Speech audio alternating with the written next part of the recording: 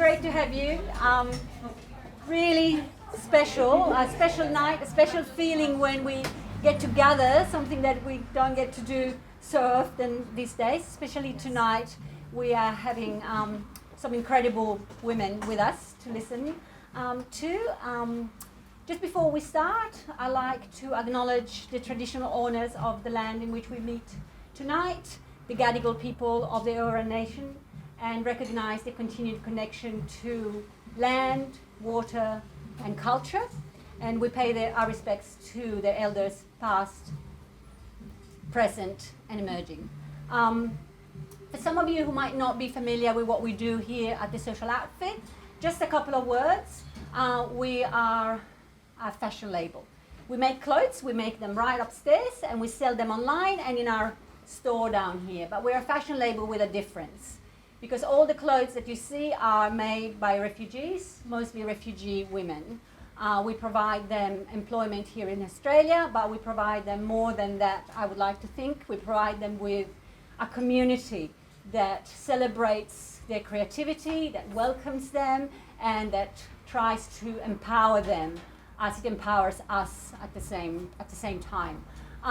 We do more than just employ upstairs. We also use our store down here to provide paid traineeship to young new migrants, so we can teach them everything there is to know about retail and put them on a path to future employment in Australia.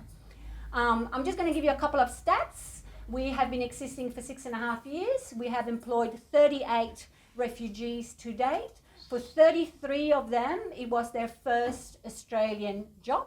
We have also trained over 400 refugees to date. We have paid $750,000 plus directly in the hands of those refugees.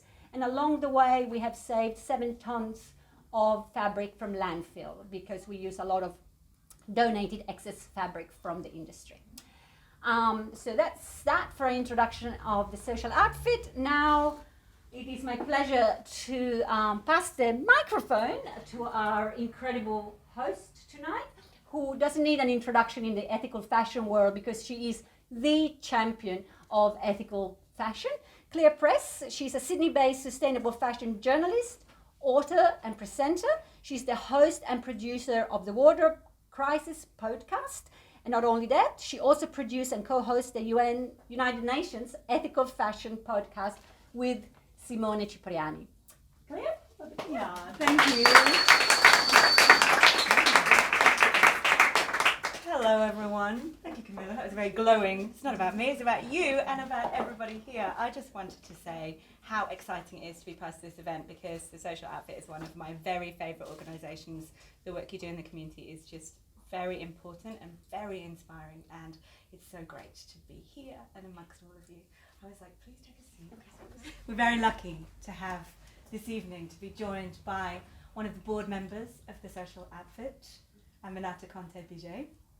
But she's also, we can now say, an author to add to the list of many, many talents that she has. I'm just doing the plugging because I can. Aminata's incredible book, which I finished the other day, Rising Heart, is here. It's an incredibly uplifting and beautiful read. You can buy copies for yourselves and all your friends, and she'll sign them for you afterwards. I told you I was going to do this.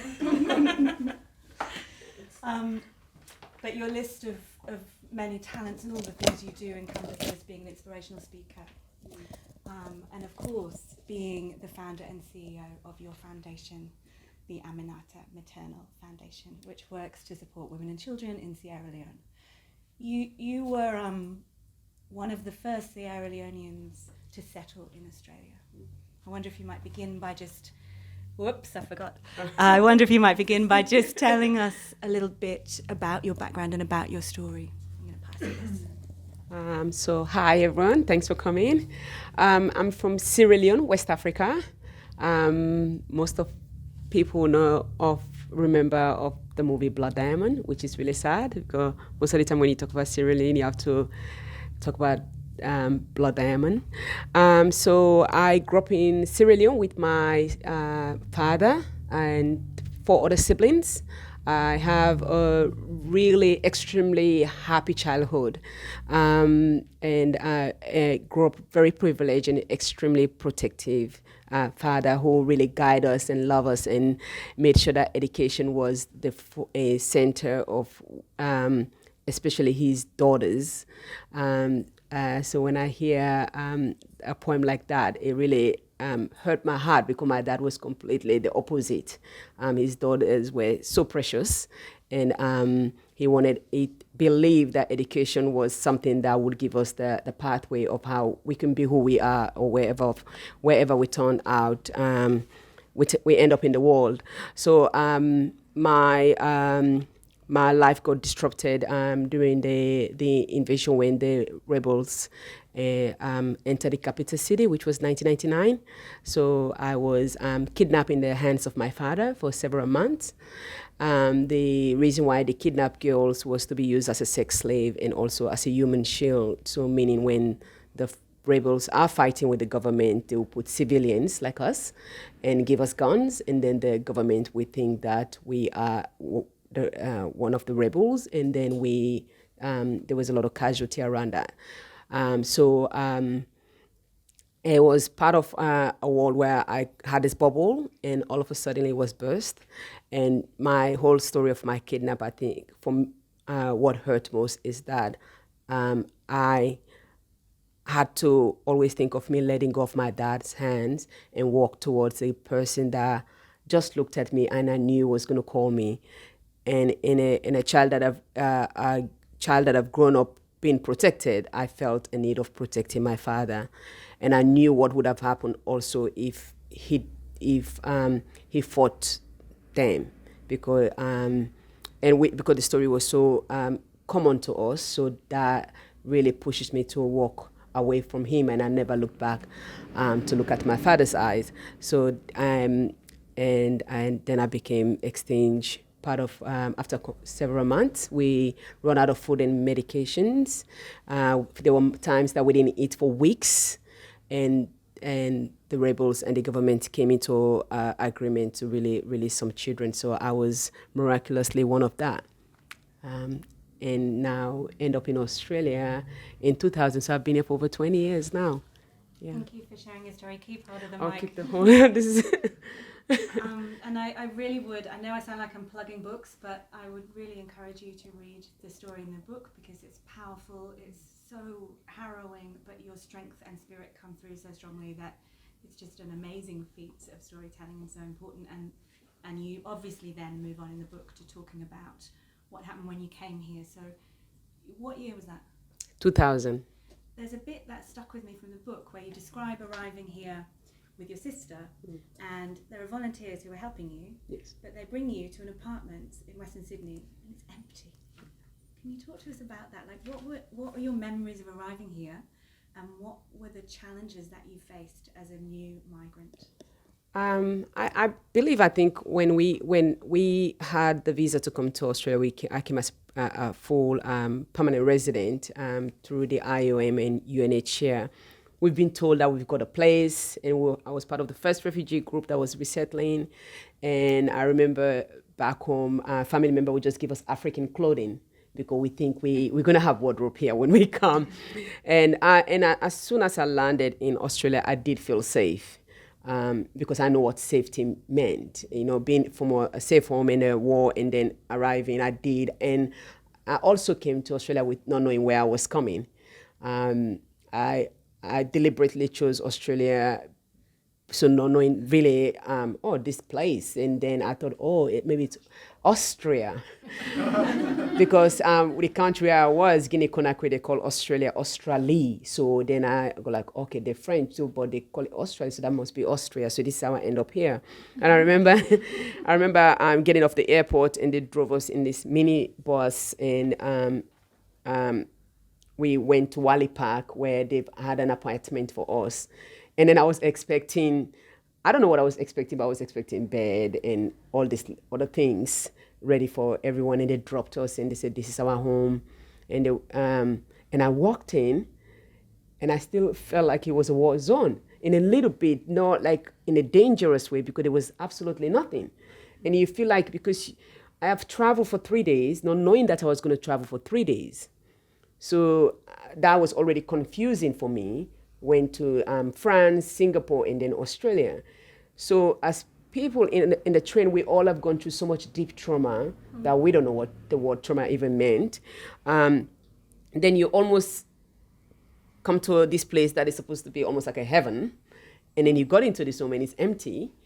And because most people, I think it's very important for me when I tell this story, because people assume refugees just come from a camp or have never seen a place. I grew up very Western. My dad was very our life was super English because he traveled overseas a lot.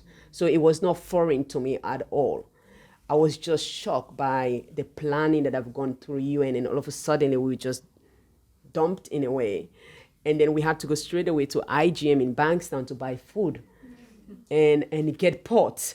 And then start to think how to cook. And food, I remember we cooked a lot, and I remember sleeping on the floor on a mattress. And then I started having this going to sleep but not sleeping because I didn't know about jet lag, that when you travel that long, you will have that. So all the words that I didn't know about trauma start coming, but then I felt like I was in a war zone. It was completely, I think people get shocked still. I don't, because the reason why I had to be honest like that, when refugees and migrants come to a country like Australia, they just want to feel home. That is the least of the thing that was really disturbing me. Now, when people have this conversation, I just wanted to be safe. I wanted to continue in build my life and given the same opportunity. So that didn't really shock me, but I thought it was like a lie that I've been told. But then I just move forward with life. I think for me, that's why it was very important to describe that. Now you have organizations, so many refugees and migrant organizations that will look after you, but we didn't know that. You actually chose Australia because you knew that there weren't many of your Sierra Leonean compatriots here. You wanted to be somewhere where you wouldn't be recognised. I wouldn't be recognised. But what were the challenges of being here and not having around you familiarity? You talked about the practical, but what was it like? What did it feel like? Well, I think because Australia, in Africa, everybody know Africa as a community. I think for me, coming here and feeling so divided, that was very shocked that you could not go to a neighbor's house and ask for sugar. Different community field, but also you will not know if somebody's sick, even if they're alone. That's not where I come from. And the food, but also I think the isolation of not having my family, but also not going to school that I was the only black person, but then realizing that, oh, I'm black because I never knew. We don't know that we're black in Africa. And then the questions that was being asked that made me really curious, because I grew up knowing everything about the West. My whole family lives in London.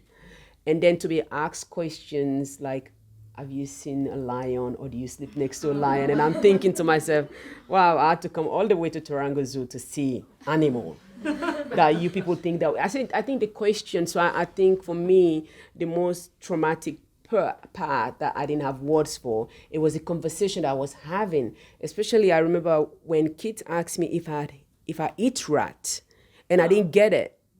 So I was trying to think, nobody eats rats. Nobody eats rats. Like it just was so foreign to me. And I had $270 from Centrelink, and I remember one day watching World Vision, and I saw a boy with a rat, and I was so shocked that I had to give $15 of my money to sponsor a kid, because I'm like, you can't eat rat. And then I realized that this is why the kids are asking me this question, because they've seen it on television, and so that was really I mean, I'm going to ask you a question I was going to ask you in a minute, but I do want to get on to talking about retail and how important it is to get your first job. But yes. I was going to mention this to you. There is a line in the book where you say, what does a refugee look like? Yeah. And I underlined it. Oh, yes. And we talked about it on the phone, didn't we? Yes. About people's misconceptions that there is this homogenous mass of refugees, or that people seem, I don't know. Just share a little bit about that how that feels and what that means when people misconstrue this idea of a refugee has to look poor, or a refugee has to be not in their power. Talk to us about that. I think, from again, those are some of the shocks that I get, because this was the reason why this was so profound to me. I was at an event of UNHCR, and the person that saw me, because I was dressed well and I worked for David Lawrence, so I dressed very elegant and wore David Lawrence dress. So as soon as in the red alligator heels. yes, you know, and I remember she looked at me, and when my friend introduced, this is Aminata. She's from Sierra Leone. She's a refugee from Sierra Leone, which I love saying. I will always say I'm a refugee.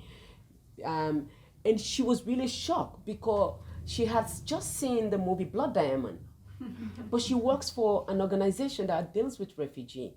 And when she said to me, she really totally denied that I would have been a refugee. And she goes, you can't be a refugee. You look like a model. and it's one of those things, and I know refugees and migrants get those shock. You can't respond because you don't know what to do with it. And I walked around like, what does refugee look like? How are we supposed to look? Do we supposed to carry things in our head? Because these are the picture they sell in the West, people carrying loads in their head. That's them trying to survive in the most desperate place. You don't know their life story. And that was, she became my mentor and she became a friend. But I think those conversations just were, yeah. Okay, let's talk about what opportunities arise when you can find your first job, or in your case, not your first job, because you were in a Fanta commercial. That was a period of modelling, you did lots of different things, but let's talk about what happened when you read the book. It's good. When you had your first steady job in retail, and what it meant for you to have that opportunity. You stayed there for 10 years. Yeah, for over 10 years. David Lawrence, I worked for David Lawrence, and I remember when I got that job, the day I dropped the resume, the girl said, do you want to start now at the airport? And I go like, oh, my car is outside, but I can start tomorrow. And I started that. And the thing that was so beautiful, and I think for me, that's why I connect with Social Outfit, and I see the humanity side of it. They're not just giving somebody, a refugee or migrant, just a job. They are treated as human beings. Is that these girls didn't see anything. They were two sisters who were Lebanese, and they just said, do you want to start? When you went to apply. Yeah, when I went to apply, they say, you want to start? And that chance that they gave me, I've never really typed on a computer before, but because they're confident in me, in those few 2 months, I improved so quickly because I didn't have anybody hovering over me, making me think that I'm incapable. And in less than 2-3 months, I was running the whole store for several months. And my confidence grew, and my ability to know that the light that I had, and I know that every single human being that we're born with, the gift that we have, was able to come out, because somebody might not have seen that, but they gave me that opportunity to be the person that I was, that I end up finding my way being. And I think for me, it's so... as African, I know that the way we express ourselves is the way we dress. We don't think about what we're going to wear. We just put it on, and that's why people think every color suit. But we don't think about it. But our ability to not look poor, it's really important to us, because of poverty doesn't really dehumanize you. It doesn't. I really know that for sure. There's time that I've gone starving. It's when you make another human being feel less that really steal your dignity away. So for me, I really had the opportunity, and I grew. My confidence grew. Before, when in Australia, I couldn't speak clearly because my accent was an issue. But that really, if I was not through into that space, I would not have really blossomed my voice that much. So that was extremely important, yeah. It's quite lovely, because I was thinking of the word dignity and then you used it, but there's something beautiful about being given trust, by being given the opportunity to make your own way, but also community. Yeah. You're meeting friends on an equal basis, and that's huge, absolutely. Isn't it? Well, let's finish by talking a bit about why you are involved with the Social Outfit. You're on the board. Yes. What does it mean to you? What do you think this organisation gives to the community that it serves? Well, first of all, I think it's that obvious, because of I love fashion, but it's really that I truly know, especially the board that we have. I've learned so much from my board members, but also I know that the staff, the way the staff are treated, I always love this quote that I have in my house by Dr. Maya Angelou that says, people will forget what you say, people will forget what you do, and people will never forget how you make them feel. And I think if every people can see how, I don't come here often, but I know when you go up, you see people, even if they are shy or they don't speak your language, but they smile alone, you know that they have been treated in a very human way, and that's what we all have in common. And so for me, being involved in it, I always tell David and tell the board I'll be involved until they want me no more, because I know that that part, it's worth more than anything to be seen, to be treated that you are one, you are the same. It's so powerful. It's really, so for me, I'll always be involved for that reason alone. You are quite busy though, because you are also involved with your own foundation. Do you want to just share briefly about what that is all about and what it does? The Aminata Maternal Foundation, we work in Sierra Leone, where I come from. Sierra Leone have the highest infant maternal mortality death. 1 in 17 died through childbirth, and then in Australia it's 1 to 8,700. So we work in reducing that. It's still the highest in the world, and we partner with a hospital there that is existing, not to reinvent the wheel, and just private, and we do all our services for free. So I set up here my foundation, raising funds and making sure that these mothers and babies have the same experience as every person in the world. So, yeah. So good. Thank you for sharing some of your story with us. Thank you. Thank you. I'm free. I just have one final word to say apart from thank you, and how incredible you strong, amazing women who rock the world and change it. It's so good to hear you speak out and stand in your power. I love it.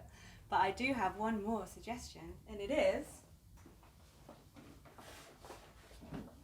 I got two. You two could have two. Please do buy. Sorry. You know what? She's not going to do it, so I'm doing it for you. Anyway, please do speak to one another and make sure that you take this opportunity to go and introduce yourselves to our incredible poets and speakers. Thank you, everyone. Thank you.